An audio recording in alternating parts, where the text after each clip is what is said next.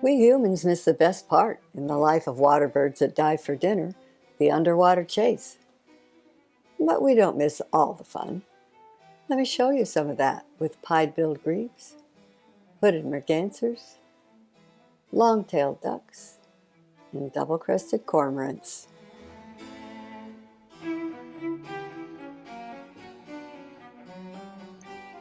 This brown waterbird is small enough to be mistaken for an orphaned duckling.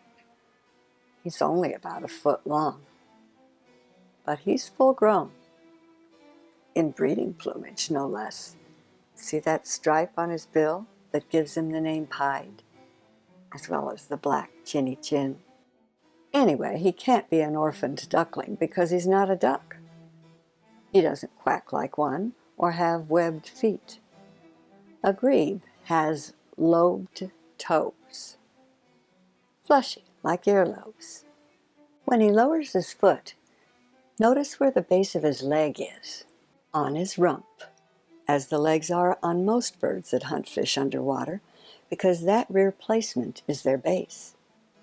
Using one foot to brake, they can swivel in every direction with the other. That underwater agility comes at a cost, though.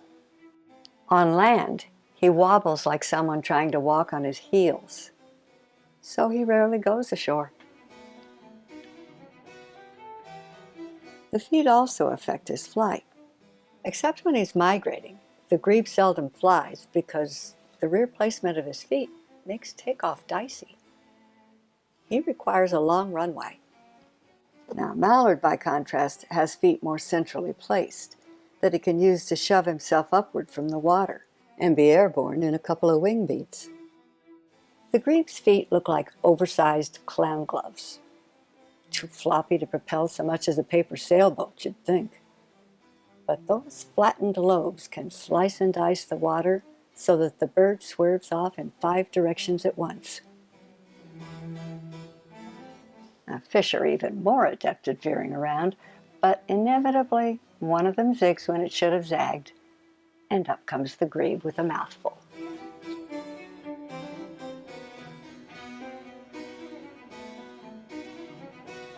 Hunting successfully doesn't take the grebe very long.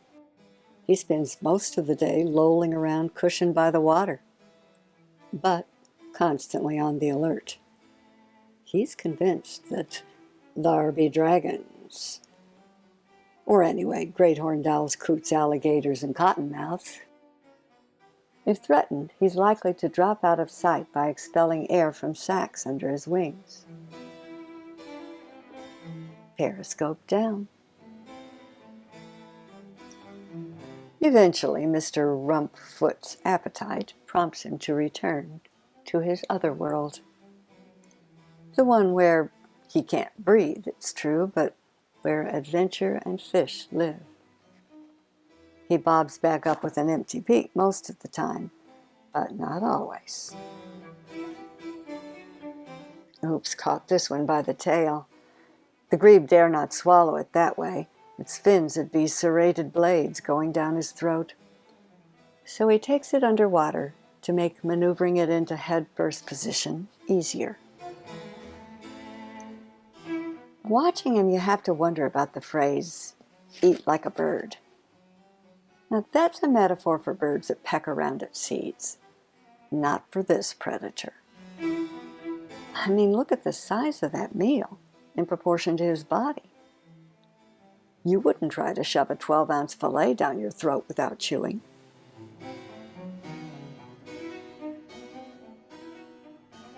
And that grebe might eat a fourth or a fifth of his weight in a day, plus the occasional feather he scarfs down to aid his digestion. But far from getting fat, little Rumpfoot will still look like an orphaned duckling. Adorable as a pied-billed grebe is, he's drab. Not so with this next bird, though.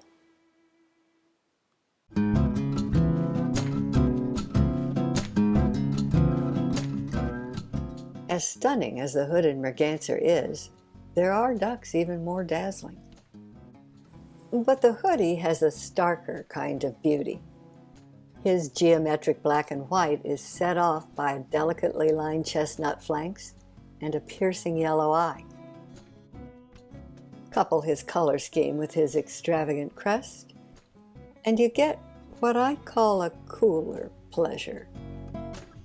He's flamboyant, yes, but chill at the same time. Cocky, but compared to a wood duck, understated. And what's more, this small duck dives for fish, which automatically boosts his appeal for me.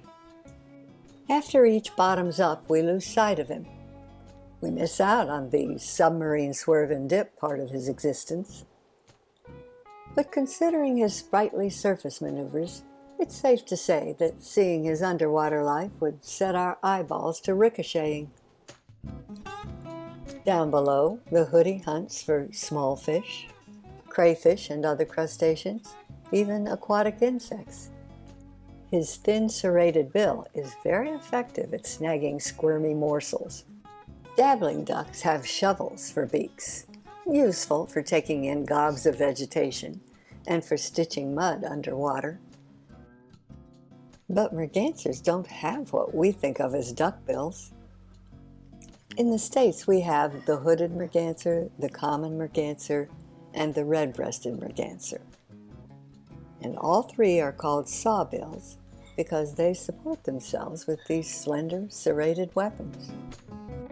And the thin bill is as stylish as it is practical.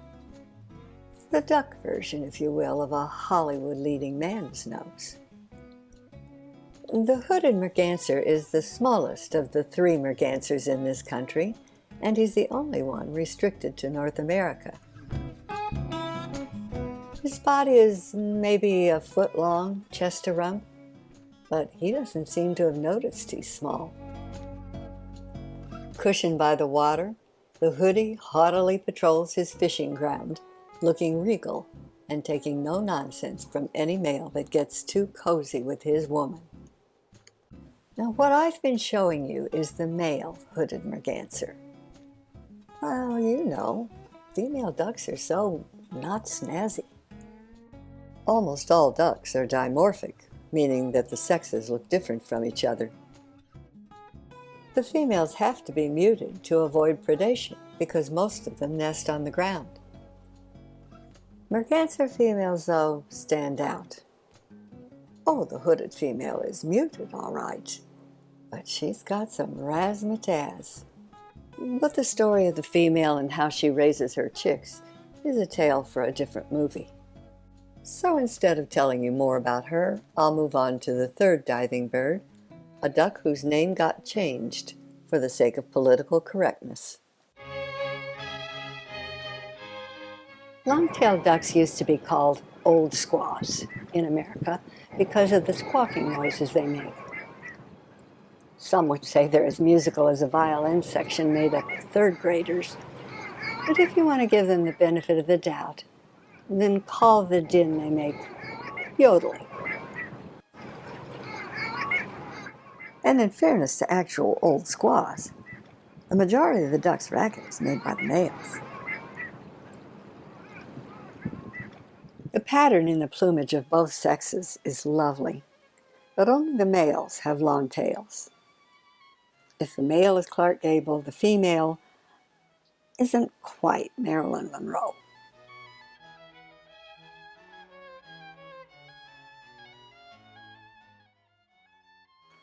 Most of the diving waterbirds, grebes, loons, cormorants, mergansers, buffleheads, are solitary fishermen, occasionally flocking in groups of, say, half a dozen. But the long-tailed duck, a coastal fishing bird, loves his fellow mutton-chop ducks. They're known to congregate by the hundreds in northern waters. And somebody ties string to the legs of every flock member, because when one of them goes down, they all feel the tug. They stay down longer than any other water bird. When they're feeding, they spend 3 to 4 times as long underwater as on top of it.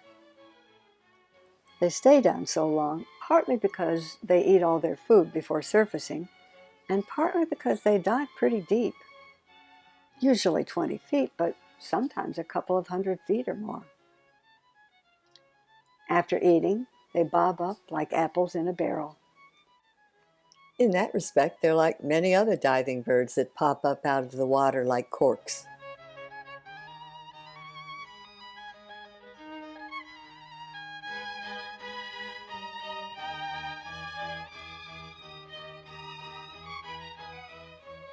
The legs of long-tailed ducks, like those of other diving birds, are at the rear of their bodies, and that gives them great maneuverability in the water, but it means that taking flight requires more effort. They flap down a long runway, slapping the water with their feet until they're airborne. Bye-bye, old squash. Yeah, I know. That word is politically incorrect. And besides, long-tailed duck is a good description, and it's the name the rest of the world uses. But old squaw's easier to say, not to mention being more colorful. And finally, we have a bird envied and pursued by other birds that eat fish.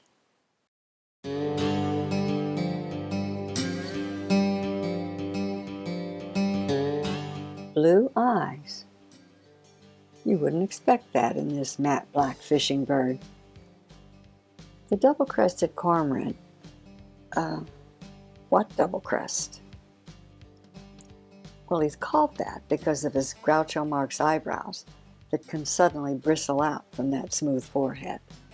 Besides his extraordinary eyebrows, he's an extraordinary fisherman.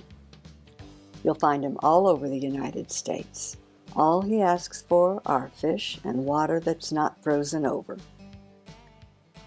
In the not-so-distant past, this cormorant was endangered, courtesy of DDT in the 50s, but he has rebounded to such an extent that fish farmers consider him a serious nuisance, sort of the way chicken farmers hate coyotes.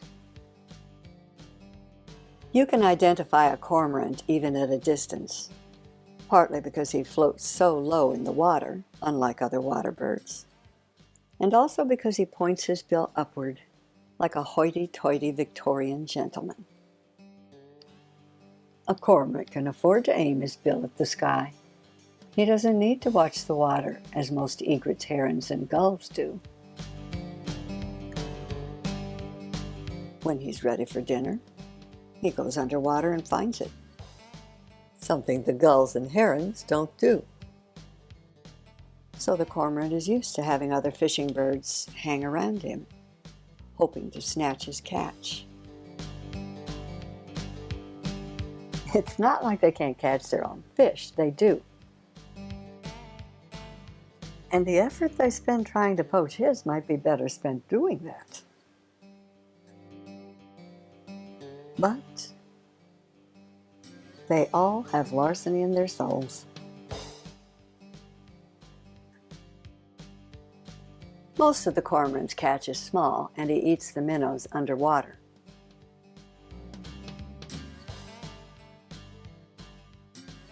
But the bigger fish he'll bring to the surface. In this tidal flat, low tide has stranded many fish, and the cormorants are feasting, expertly flipping their catch around like short-order cooks. After the first 2 or 3 courses, the pace slows. Okay, I get it. He has to swallow a fish head first, and that can require him to jolly it around a little. But I don't think that's what's happening here. He's full, and he's playing with his food like a cat with a mouse. No wonder the other fishing birds think he ought to share.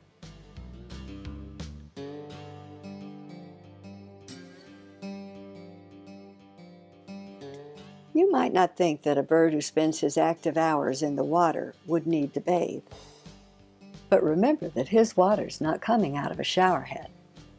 It's muddy, so he shakes the silt and debris loose.